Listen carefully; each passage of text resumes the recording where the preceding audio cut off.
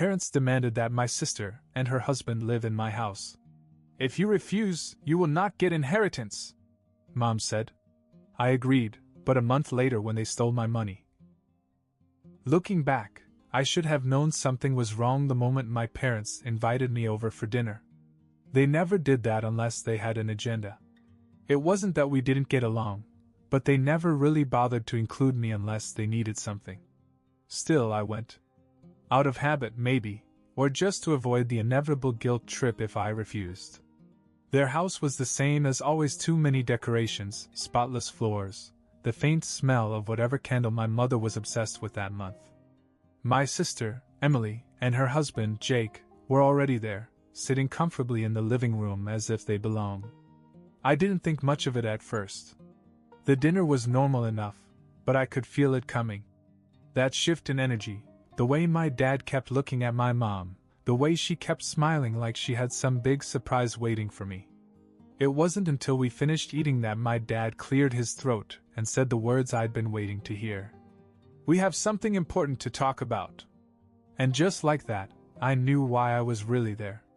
Mom put down her glass of wine and turned to me with that overly patient expression she had when she was about to say something I didn't like. "Emily and Jake are renovating their apartment," she began. "It's going to take a couple of months. And since you have a spare room, we think it makes the most sense for them to stay with you." I blinked. "Wait, what?" Emily smiled, as if this was all casual, as if they hadn't just decided this without asking me first. "It wouldn't be for too long.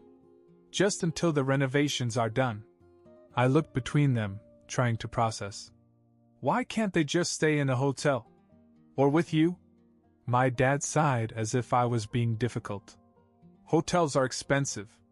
And it wouldn't be practical for them to stay here with all the work going on at their place." "It's not a big deal," my mom added. "They live alone. You have the space." I hesitated. I had a spare room, but that didn't mean I wanted to give it up. I liked my space. I liked living alone. The idea of having Emily and Jake in my house for weeks, maybe months, wasn't exactly appealing. "I don't think it's a good idea," I finally said. Mom's smile faded. "Travis, don't be selfish." I almost laughed. Selfish? For wanting to live in my own house without unexpected roommates? Dad crossed his arms. "It's just until their place is ready. It's not permanent." I shook my head. "I don't know, I dash." That's when my mom cut me off with a sentence that changed everything. "If you refuse, you won't get your inheritance." Silence. I stared at her, waiting for her to take it back. She didn't. "To get your inheritance, you're going to do everything we tell you, okay?" My father's voice was calm, as if this was a reasonable request. Like I was a child who needed to be reminded who was in charge. I felt my jaw tighten. "Are you serious?" Mom folded her hands on the table and tilted her head slightly. "We just want to make sure your sister has a good place to live. You have the space. It's the right thing to do." I looked at Emily. She didn't say anything. Neither did Jake. This wasn't a request. It was an order. And the worst part? I knew my parents were serious. They were the kind of people who used money as leverage, and I knew that if I said no, they'd actually do it. I should have said no. I should have told them to take their money and shove it. But I didn't. I sat there, silent, like I always did when they tried something like this. And as always, they took my silence as consent. "Fine," I muttered. Mom smiled and picked up her wine again. "Good. I knew you'd do the right thing." I had no idea how bad things were going to get. 1 week later, Emily and Jake moved in. They didn't bring much with them, just a few suitcases, their laptops, and an odd amount of kitchen appliances. I told myself it wouldn't be that bad. I worked long hours, they supposedly worked online, and with any luck we'd barely see each other. The first few weeks were fine. They kept to themselves, mostly staying in their room or hanging out in the living room when I wasn't home. They claimed to be working on their laptops all day, though I never really asked what they were doing. Every time I came home from work, they were just there. Always at home. Always settled in like they belong. Then things started to get weird. One night, I came home late to find Emily and Jake sitting at the kitchen table, whispering. As soon as I walked in, they stopped talking. Hey, I said. Emily smiled too quickly. Hey, how was work? Jake just nodded. I noticed his laptop was open, but the screen was black. Like he'd closed whatever he was looking at the moment I walked in. Fine, I said, glancing at their drinks. Wine glasses. Expensive ones. The ones I knew I hadn't bought. I frowned. Where did these come from? Emily looked at Jake. Oh, Mom and Dad gave them to us. They said we should have some nice things while we're here. I didn't say anything, but something about it felt wrong. Then I started noticing little things. Food disappearing faster than usual. My mail being opened before I got to it. My laundry getting mixed in with theirs, even though I never asked them to. Then, one morning, I got a notice from my bank. A charge I didn't recognize, $300 at some hardware store. I called my bank, thinking it was fraud, but when I checked my account, I realized something worse. The money had been charged to my own card. Someone had used it while I was at work. I walked out of my room and found Emily in the kitchen making coffee. Did you use my card? She didn't even look up. Yeah. We needed some stuff for the apartment. I stared at her. You what? Emily, you can't just take my card and buy stuff. She turned around, stirring her coffee like this was a normal conversation. Relax, Travis. You're helping us renovate, remember? Mom and Dad said you'd pitch in. My stomach dropped. What? She sighed and finally looked at me. They told us you agreed to help with some of the costs. Since, you know, they're giving you the inheritance. I felt like I was going crazy. I never agreed to that. Emily just shrugged. Well, they said you did. Besides, it's only a little money. A little money? I didn't even know what to say. They had already moved in. They had already started making themselves at home, acting like this was their place, not mine. Now they were using my money without even asking? I should have put a stop to it right then. I should have thrown them out that morning. But I didn't. Because as much as I hated to admit it, my parents had gotten into my head. The legacy. The idea that if I pushed back too hard, they'd actually cut me out. So I let it go. And that was my second mistake. After the whole stolen card incident, I started locking my bedroom door when I wasn't home. I didn't say anything about it, and neither did they, but I could feel the tension shifting. I wasn't just an easy target anymore. I was watching them. Or at least I thought I was. After about a month, I came home from work to find the house completely dark. Usually Emily and Jake were either watching TV or fooling around in the kitchen, but that night? Nothing. Their car wasn't in the driveway either. For the first time in weeks, I had the house to myself. I walked in, grabbed a beer from the fridge, and sat on the couch, enjoying the silence. But as I looked around, something felt wrong. Like the house had been disturbed in some way that I couldn't quite put my finger on. Then I noticed the books on my shelf. One of the books was pulled out slightly, just enough to catch my attention. And behind that book, that's where I kept my emergency cash. My stomach clenched. I jumped up, pulled the book back, and reached behind the row of novels where I'd hidden the envelope. It was gone. My heart began to pound as I tore through the shelf, pulling out book after book, praying that I had simply misplaced it. But I knew I hadn't. I had left $10,500 in that envelope. It wasn't just missing. It had been stolen. I picked up my phone and called Emily. No answer. I called again. Straight to voicemail. I tried Jake. Same thing. I walked down the hall and pushed open the door to her room. Empty. Completely cleared out. Her suitcases, her clothes, her stupid overpriced wine glasses all gone. They had robbed me. I stood there, my mind struggling to catch up with reality. Then I called my parents. Mom answered on the second ring, all cheerful as if nothing had happened. Travis! How's everything going? They're gone, I said. Emily and Jake. They took all their stuff and left. And my money is missing. Silence. Then, oh, Travis, I'm sure it's just a misunderstanding. I gritted my teeth. A misunderstanding? They stole from me. Dad's voice came on the line. Maybe you should calm down before you start making accusations. I couldn't believe what I was hearing. Are you serious? You cleaned out your room, ignored my calls, and my money is missing. Do you really think that's a coincidence? Mom sighed. Look, we don't know anything about this. Maybe they misplaced the money. Are you covering for her? Of course not, Dad said. But you have to be careful what you say.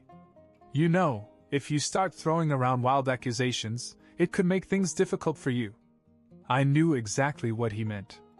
The legacy. The same threat they'd held over my head from the beginning. But this time I didn't care. I hung up without another word and called the police. They showed up about 30 minutes later, 2 officers who seemed barely interested in what I was saying. I explained the situation, told them about the stolen money, about Emily and Jake's disappearance. One of the officers nodded. Do you have any proof that they took the money? I stared at him. What? They took off in the middle of the day. All their stuff is gone. And I called them, no answer. Right, but unless you actually saw them take it, there's not much we can do, the other officer said. I couldn't believe what I was hearing. So what? That's it. They exchanged a look. You can file a report, but these kinds of cases are tricky. It's a family matter. A family matter. They took my statement, gave me a reference number, and left me with nothing but a hollow feeling in my chest. I wasn't going to let this go. If the cops wouldn't help me, I knew someone who would. I sat on my couch, staring at my phone, debating my next move. If the cops weren't going to do anything, I needed someone who would. And I knew just who to call. My friend Logan had been out of prison for about a year. We weren't that close, but we had a history. More importantly, he had connections. The kind of connections that could find people who didn't want to be found. I dialed his number. He answered after 2 rings. Travis? I need a favor. I told him everything. The stolen money. Emily and Jake disappearing. My parents acting like it wasn't a big deal. Logan listened quietly. Then he said, Give me 3 days. And just like that, things were in motion. Logan called me that night. I put out some feelers. You were right to call me. What do you mean? Your sister and her husband? They're gambling. I gripped my phone tighter. What? They didn't just steal your money. They ran straight to a casino. My stomach twisted. They stole 10 grand just to blow it in a casino. Where? Logan named a place 2 towns over. Not a high-end Vegas-style place. A trashy, hole-in-the-wall casino where people went to lose it all. I was mad before, but now I was furious. Logan called again. They're still there. And they're losing. I closed my eyes. Unbelievable. So they stole my money just to blow it all? Pretty much. But here's the good news. They're not done yet. They still have some money left. I took a deep breath. Then we'll get it back. Logan chuckled. That's what I like to hear. Logan showed up at my house with 2 guys I didn't know. Big guys. The kind you didn't want to piss off. We're going to pay your sister a little visit, he said. I got in the car. The drive to the casino was tense. I kept thinking about how this could go wrong, how Emily would react, what kind of pathetic excuse she'd try to give me. When we got there, Logan and his guys went in first. I followed and scanned the room. And there they were. Emily and Jake, sitting at a slot machine, looking desperate. Jake was pushing the button like his life depended on it. Emily was clutching a ticket, her knee bouncing anxiously. I walked up behind them. Having fun? Emily jumped. Jake spun around. As soon as they saw me, the color drained from their faces. Travis dash. I cut her off. Where's my money? Jake stammered. We were going to win it back. Logan stepped forward, cracking his knuckles. His men moved in behind them, blocking them. Emily's hands shook. Travis, please just let us explain.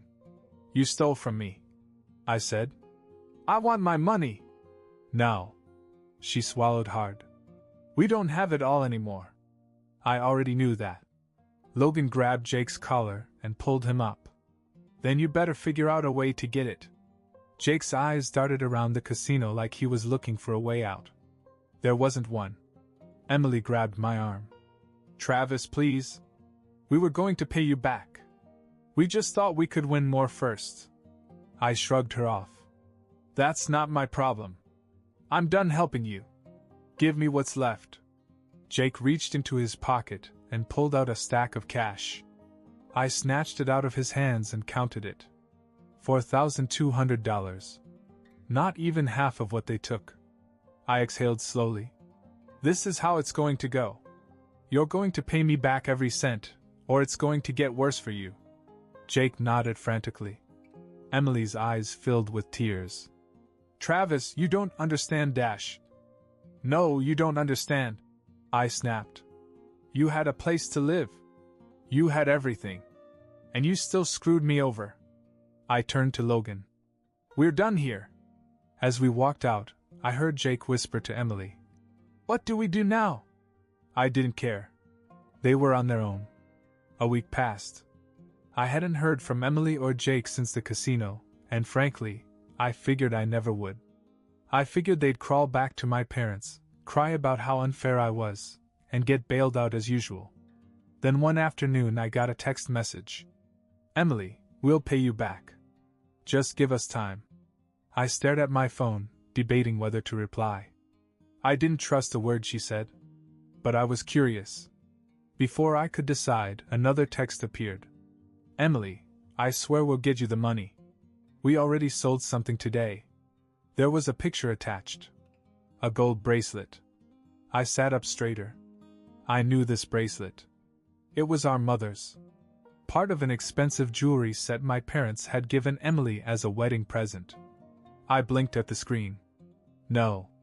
There was no way she was stupid enough to do what I thought she was doing.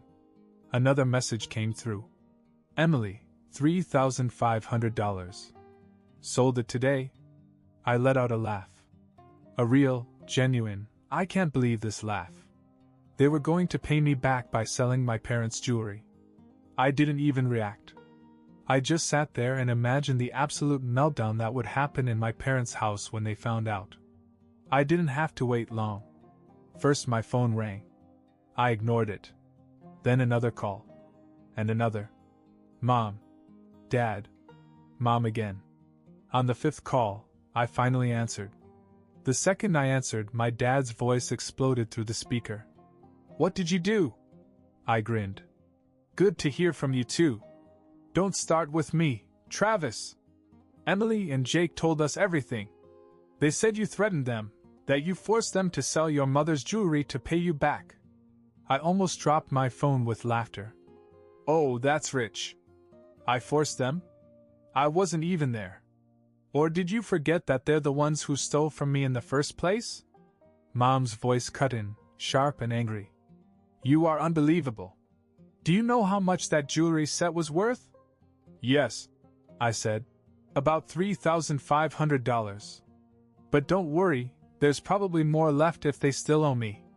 Travis, she screamed. Dad came back, his voice low. Dangerous. You think this is funny? You think this is over? Oh, I know it's over, I said. I got my money back. End of story. You're going to fix this, he growled. You're going to fix this. I sat back, completely relaxed. Or what? Silence. Then Dad spoke again, more slowly this time.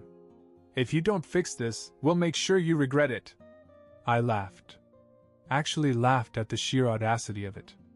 Let me give you some advice, I said. Don't take any more chances. And don't ever call me about this again. I hung up. And for the first time in my life, I didn't care if I ever spoke to them again. I thought that would be the end of it. I really did. After I hung up on my parents, I figured they'd sit in their own mess, deal with their golden children's mistakes, and finally realize I wasn't someone they could manipulate anymore. But of course, I was wrong. A few days later, my phone rang again. Mom. I sighed and let it go to voicemail. Then Dad called. Then Mom again. They weren't going to stop. I already knew that. So I finally answered, more annoyed than anything. The second I picked up, Mom launched into it. You think you're done with us? Think again. You still owe us for Emily and Jake's renovations. I almost laughed. Excuse me? Dad took over. We paid for half. You were supposed to pay for the other half. That was the agreement. The agreement? I scoffed. You mean the one where you forced me to take them in or lose my inheritance? The one where they stole from me? That agreement? Mom ignored me. They have nothing now. They're struggling, Travis. And you still need to pay what you owe. I clenched my jaw. I don't know anything. You were supposed to help. I exhaled sharply, already done with this conversation. Not my problem. Mom's voice went cold. If you don't pay, you'll regret it. Something inside me snapped. I was so tired of their threats, their entitlement, their complete inability to take responsibility for the mess they created. So I decided to send a message they wouldn't forget. That night, I made a call. Logan picked up on the first ring. What's up? I didn't even hesitate. You still know some guys who do. Property damage? He chuckled. You got a problem? Not a problem. Just a lesson that needs to be taught. We talked details. I told him where and what needed to happen. Nothing major, just enough to make a point. Then I sent him $300 and told him to handle it. The next morning, my phone rang. Mom. I grinned and answered. Good morning. Her voice was shrill. Travis. Someone vandalized our house last night. The living room window is shattered. The porch light is smashed. We had to call someone to clean up all the glass. This is going to cost a fortune to fix. I took a slow sip of my coffee. Damn. That's rough. Dad grabbed the phone. Don't you damn us. We know this was you. I smirked. What makes you think that? You think we're stupid? You were mad about the money. And now this happens? I shrugged. Sounds like karma to me. You think this is funny? A little, I admitted. Mom's voice was shaking. You're a disgrace, Travis. I rolled my eyes. You're the ones who raised criminals. Maybe worry about that instead of calling me. Dad growled. You're going to regret this. I grinned. Maybe. But at least I won't be the one replacing windows. Then I hung up. Silence. No calls. No texts. Nothing. I guess they finally figured out that I was done playing their game. And for the first time in my life, they stopped bothering me.